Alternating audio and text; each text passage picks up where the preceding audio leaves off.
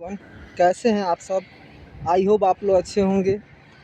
आज के इस वीडियो में हम देखने वाले हैं Bihar board class 10 Sanskrit tuition भाग 2 के तीसरा पाठ का नाम होगा अपना आलस कथा। इससे पहले हमने 2 पाठ मंगलम पाठ और पाटलिपुत्र वैभवम को जो है पढ़ा रखे हैं। आप नहीं देखे हैं तो ये वीडियो देख लीजिए। आज हमारा तीसरा पाठ होगा आलस कथा, जो कि एक कथा है। इसके राइटर जो हैं विद्यापति जी हैं।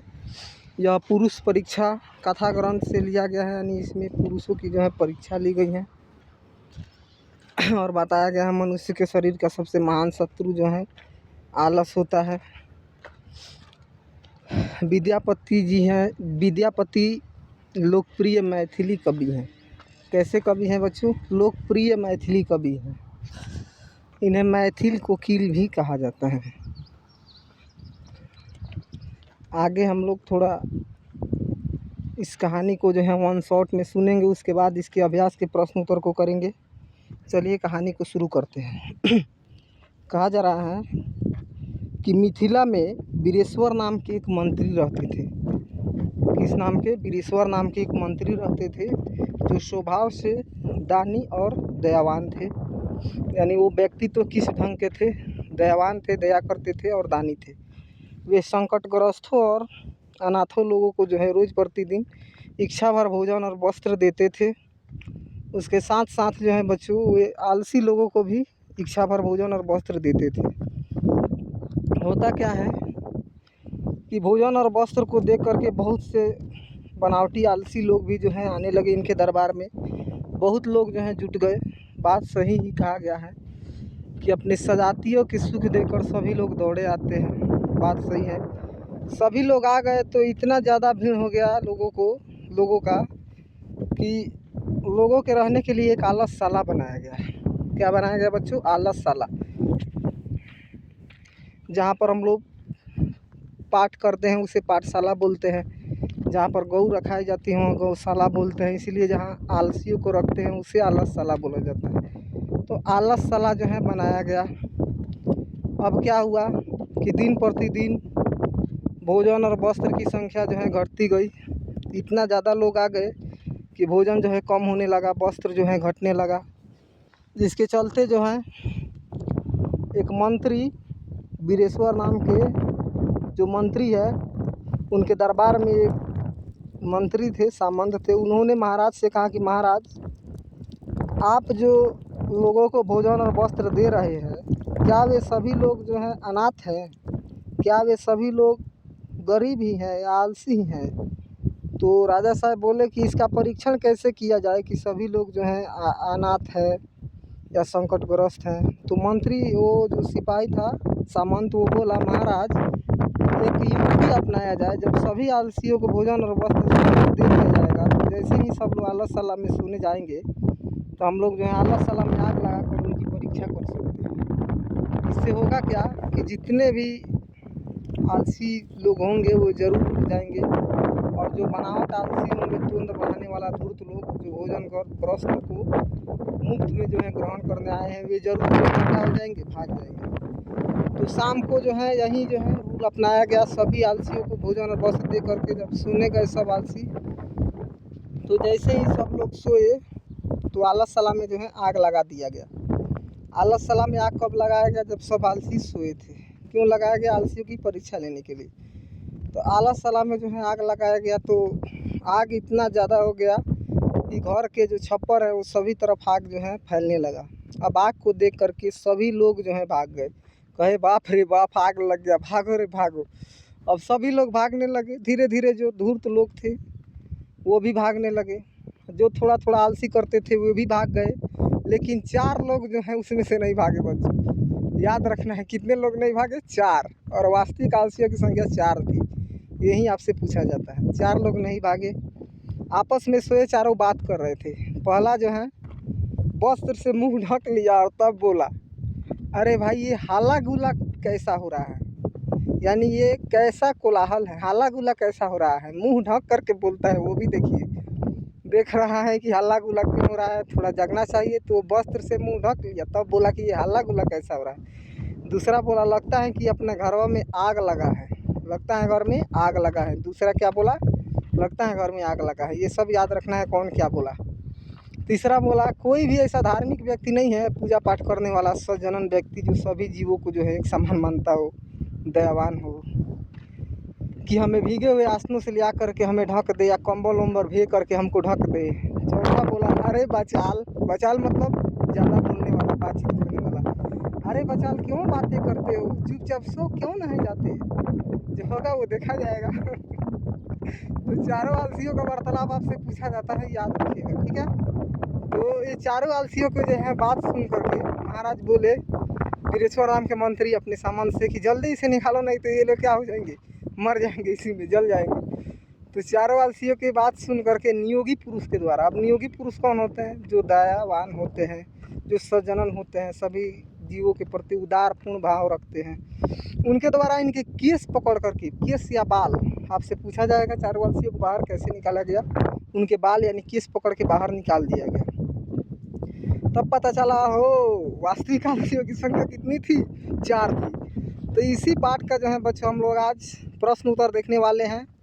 इसी पाठ में बताया गया है कि देखिए आलसी जो है मनुष्य का शरीर का सबसे महान शत्रु है। हमें आलस नहीं करना चाहिए। इससे हमें यही पता चलता है, सीख क्या मिलती है पाठ से, हमसे आलस नहीं करना चाहिए, क्योंकि आलस करने वाले व्यक्ति से उनके मित्र भी मुँह मोड़ लेते हैं। कोई उनके दुनिया में जो है जो सज्जनन व्यक्ति हैं, जो दयावान व्यक्ति हैं, उनके अलावा कोई नहीं है।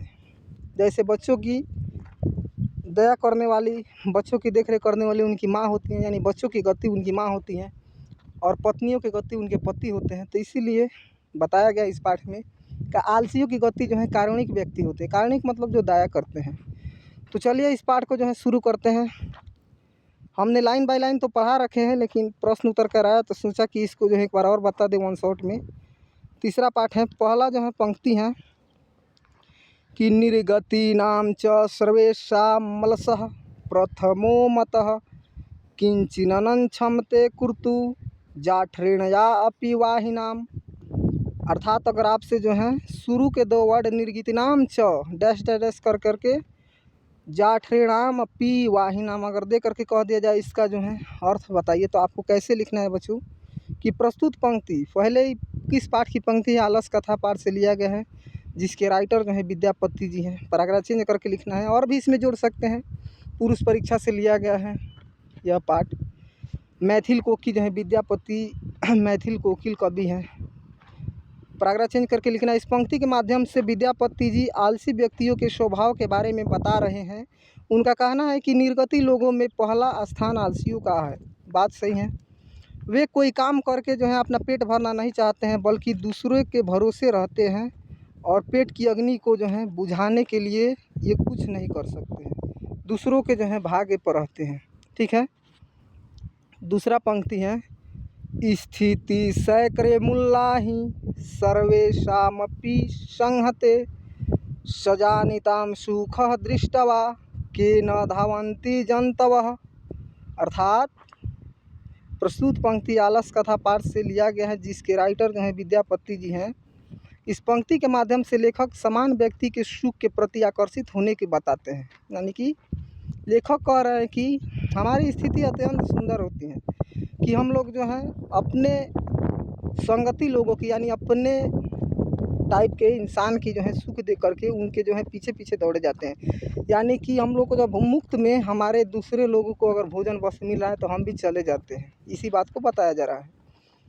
तीसरा पंक्ति है बच्चों, पतिरेव गति स्त्रीणाम बालकानाम जननी गति नालसानाम गति किंचिलले को कारुणिक बिना। प्रस्तुत पंक्ति आलस कथा यानी पुरुष परीक्षा कथा ग्रंथ पाठ से लिया गया है, जिसके राइटर जो हैं मैथिल कोकिल कवि विद्यापति जी हैं। इस पंक्ति के माध्यम से जो है लेखक मनुष्य के गति अथवा देखभाल करने वाले के बारे में बताते हुए कहते हैं कि स्त्रियों की गति यानी कि उनकी देख रेख करने वाले उनके पति होते हैं। उनकी मर्जी जो है उनको पति के ऊपर टिकी रहती है। वैसे ही बच्चों की गति उनकी माँ होती है। लेकिन संसार में आलसियों की गति कारुणिक यानी दयावान व्यक्ति के अलावा कोई नहीं होता है। ये आपको याद रखना है। 3 पंक्ति था। अब इसके प्रश्न उत्तर पर आते हैं। चलिए, पहला प्रश्न है, आलस कथा पाठ से हमें क्या शिक्षा मिलती है? 2011, 2015, 2020 में ये पूछा गया है।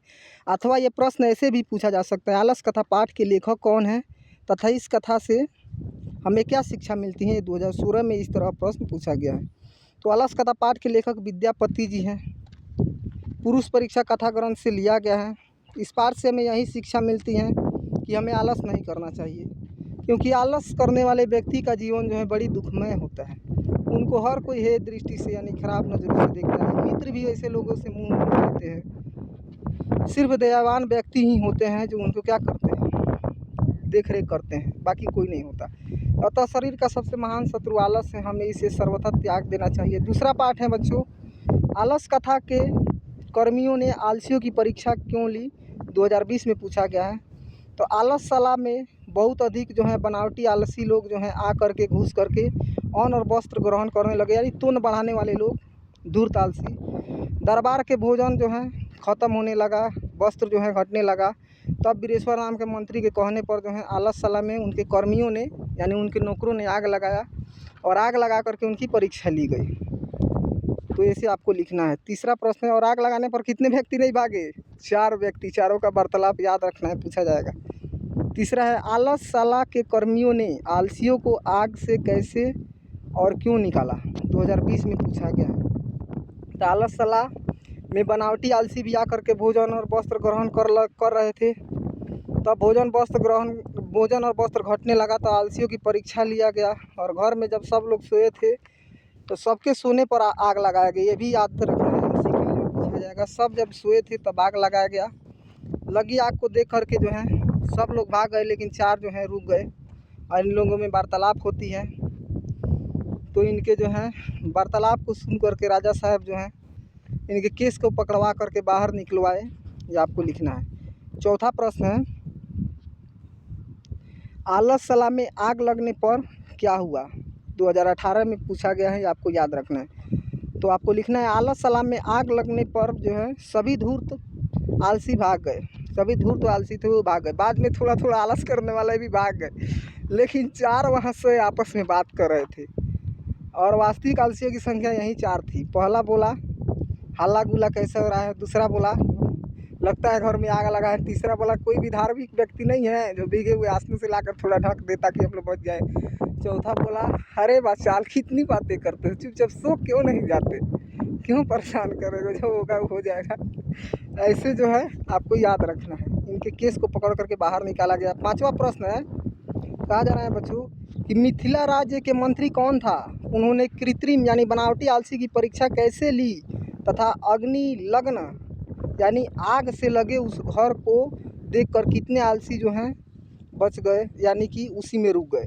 ये 2016 में जो है पूछा गया है। तो विद्यापति जो हैं मिथिला में वीरेश्वर राम के मंत्री रहते थे। वो स्वभाव से दानी दयावान थे। उन्होंने कृत्रिम आलसी की परीक्षा लेने के लिए क्या किया? तो जब सब सोए थे तो अपने कर्मियों से बोल करके यानी अपने नौकरों से बोल करके, और आग लगने पर जो है सभी लोग भाग गए, लेकिन 4 लोग रह गए। तो मंत्री जो है नियोगी पुरुष को कहकर उनके बाल पकड़वा करके जो है और क्या करते हैं, निकलवाते हैं। छठा प्रश्न है, विद्यापति कैसे थे? यानी कि कहने का मतलब है कि विद्यापति जो हैं वो कौन थे, कैसे नहीं बच्चों, कौन थे, उन्होंने किस ग्रंथ की रचना की, पठित पाठ के आधार पर जो है लिखना है। तो विद्यापति जो है एक महान मैथिली कोकिल कवि हैं। उन्होंने पुरुष परीक्षा नामक ग्रंथ की रचना की। तो आलस कथा जो है पुरुष परीक्षा ग्रंथ से लिया गया है, पुरुषों की परीक्षा इसमें की गई है, याद रखना है। संस्कृत भाषा में उन्होंने अनेक कथाओं को लिखे हैं, जिसमें मानव के गुणों को जो है दर्शाया गया है, उनके महत्व को दर्शाया गया है।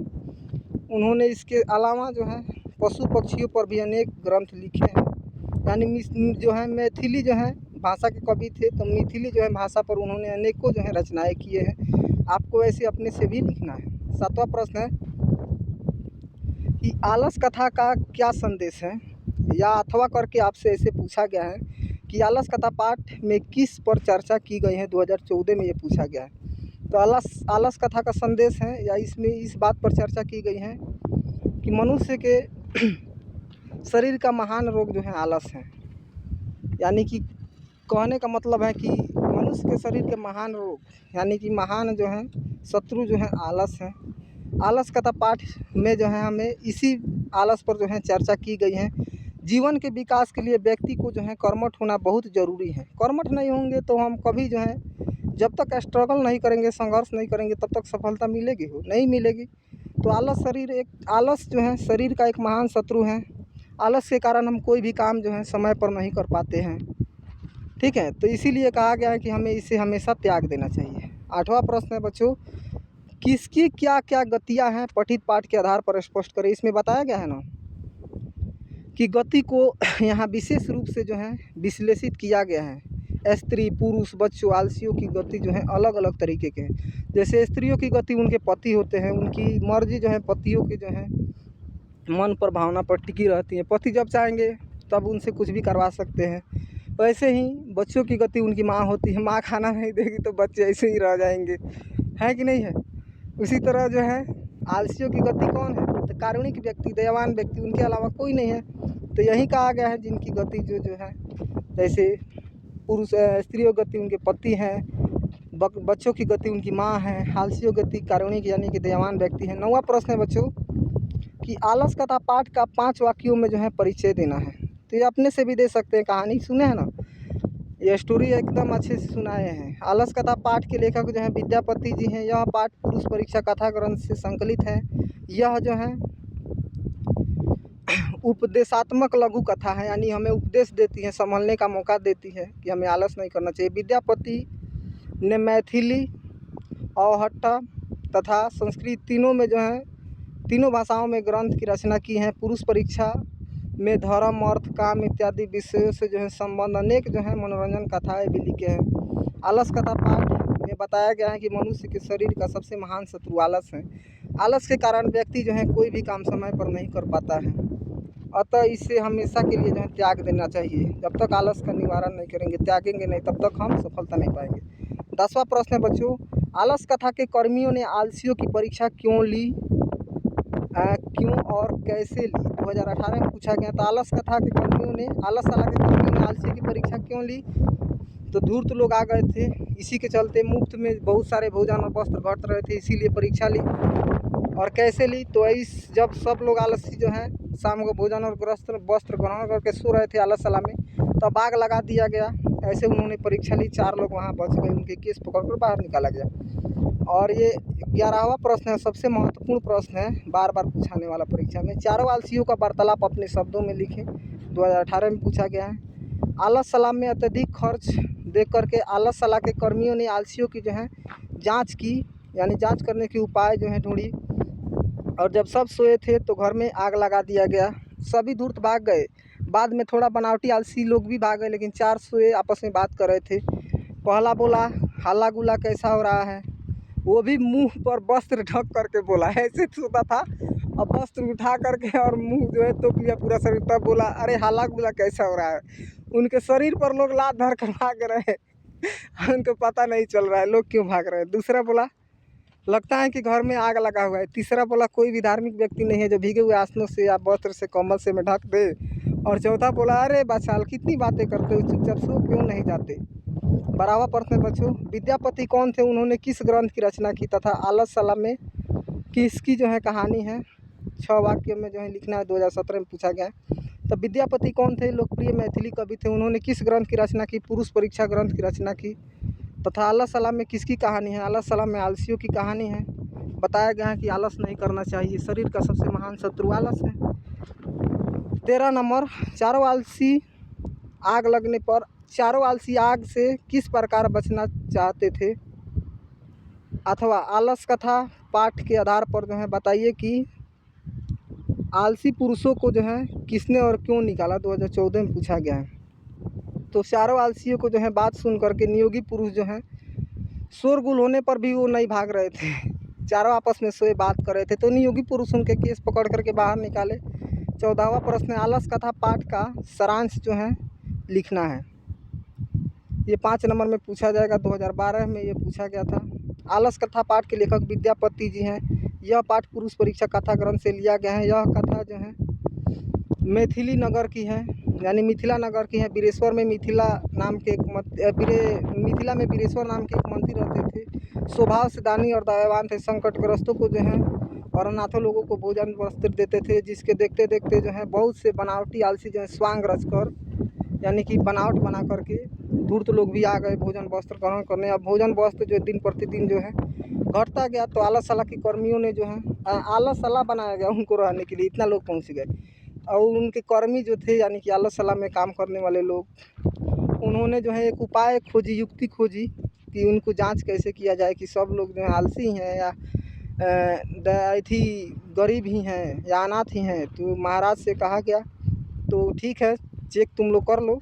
तो जब सब सोए थे तो इसमें आग लगा दिया गया। 4 लोग जो है नहीं भागे। पहला जो है बोला कि बर्थ से मुंह ढक करके कैसा हाला हो रहा है। दूसरा बोला लगता है घर में आग लगा हुआ है। तीसरा बोला कोई भी धार्मिक व्यक्ति नहीं जो हमें भीगे हुए आसनों से ढक दें। और चौथा बोला अरे बाचाल कितनी बातें करते हो, चुपचाप सो क्यों नहीं जाते। इनकी बात को सुन करके बच्चों क्या हुआ कि नियोगी पुरुष के द्वारा उनके केस पकड़ करके जो है उनको बाहर निकाला गया।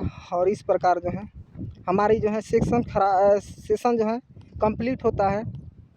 तो इसको करना है क्या, आपको जो है इसका नोट्स जो है अच्छे से बना लेना है। वीडियो को पॉज करके रोक करके आपको नोट्स बना लेना है।